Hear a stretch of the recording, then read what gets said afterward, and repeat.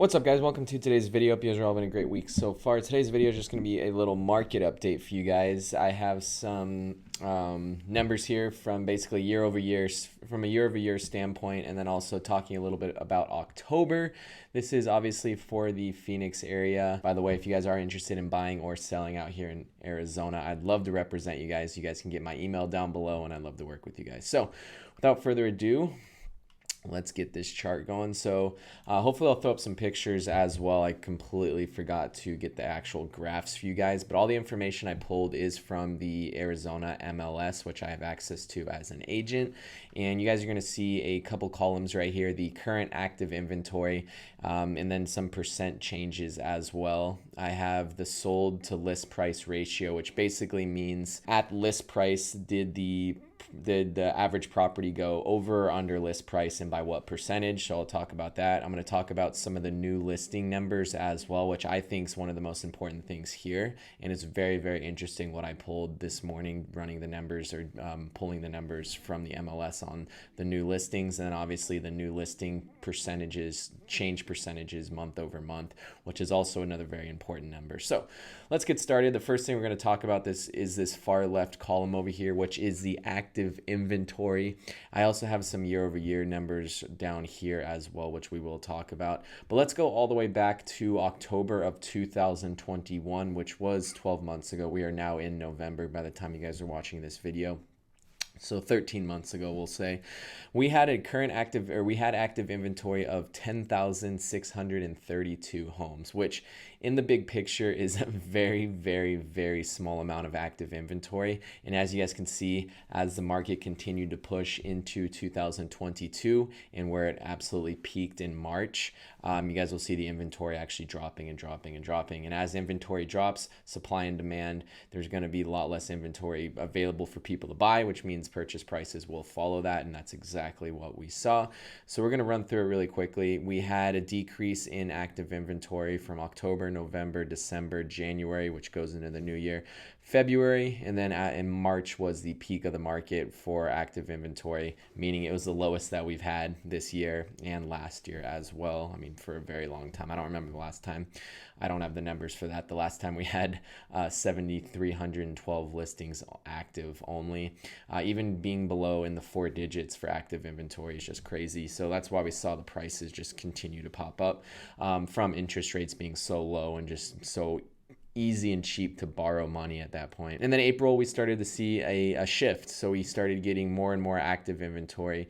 8,500, and then we went up to 10,000, 14,000, 19,000, 21,000, 21,000 again, and then this month or the last month, because you guys are watching this in November, current active inventory is 23,151, which is the highest that we've had in a very long time. But in the bigger picture, like you go look back 10, 15 years, this is still relatively low active inventory.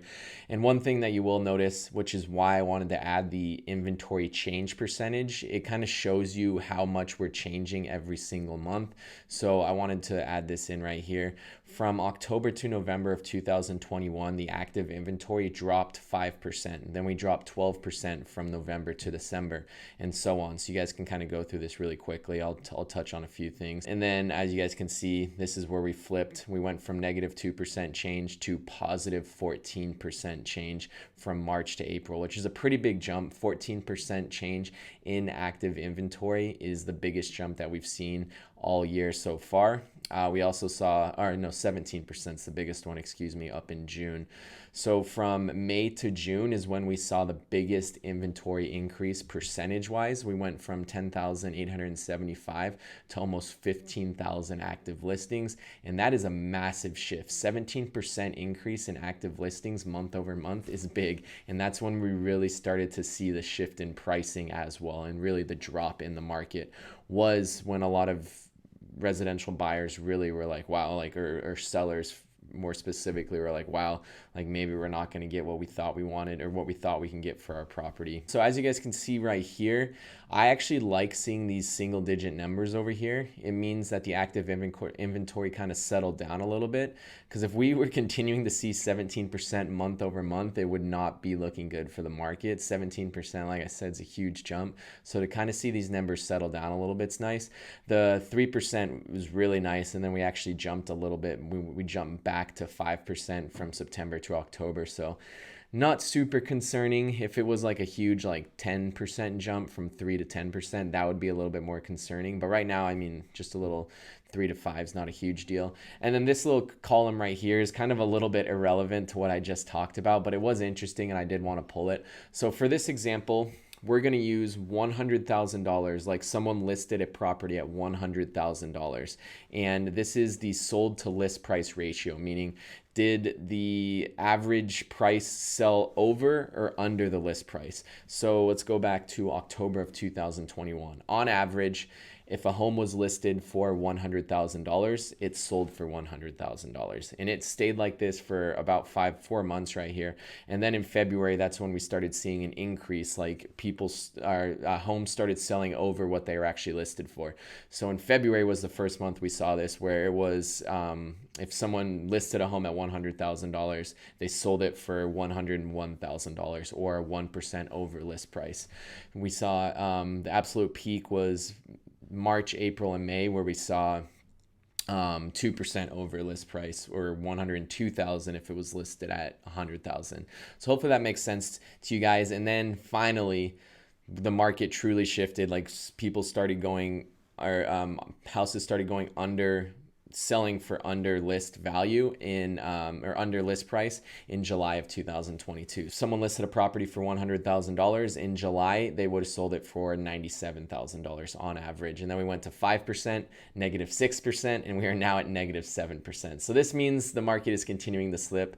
List prices are going, or homes are being sold under list price still. Now let's go over to the new listings category, which I'm really glad that I found this. The new listings is similar to the active listings, but it shows like how many people are actually like listing their properties this specific month. So it's nice that we've kind of seen a decrease in this as well. It means less people are listing their property. Maybe people are catching on to the market. More people are holding on to their properties. They're realizing if they do list it, it's going to sit a lot longer. So some people are just sitting on the sidelines, I feel like, and they know they can't get top dollar for their property anymore. So they're just going to hold on to it and wait for the market to correct itself. Wait for the market to kind of settle down a little bit. So we saw new listings in October at 10,276, and then you bring it all the way to October of this year. Active listings dropped down to 8,024. And if you look through this whole chart, October of 2022 is actually the second lowest number on here. December of 2021, we saw even lower new listings come up, but I also think that's because of the holiday. So it will be very interesting for the rest of the year when we do get the numbers for November and December of this year, if we do see an even more decrease in new listings, which I like. If you have less new listings, it means generally will mean less active listings. But you also see, compare these to active inventory to new listings. The active inventory has increased over the year, but the new listings has decreased, meaning properties are just sitting on the market a lot longer for over a month period of time, or for extended periods of time. So now let's look at the actual change in month over month on these numbers right here. So October to November 2021, we saw a decrease in 15% of new listings being posted. And then I'll just let you guys, I'm not going to read through this entire thing. But what I thought was interesting here is you guys can see the negative, and then all this through basically the middle of 2022 was all positive, meaning there's more active or more new listings being posted. And then in July, we actually saw a shift back down to month over month, less new listings month over month. Now let's go to year over year. Active inventory went up 12,519 from October 21 to October 22, over twice the amount of homes currently active than what it was last year. And then we go to year over year new listings. We saw a decrease of 2,252, which is a 22%. And then we saw absolute market peak 2,960 from March to October, which is a 17% difference. So that's it, guys. It'll be really, really interesting. Not necessarily in the holiday time, the next couple months. I'm not super worried about those numbers just because it is the holidays, and people tend to shop a little bit less. People tend to list these charts show they're just not as active in real estate buying or selling. So what will be really interesting is when we start the new year and see how those numbers react. Thank you guys so much. I appreciate it. Follow me on TikTok, follow me on Instagram, and drop a like, drop a comment. I do appreciate it.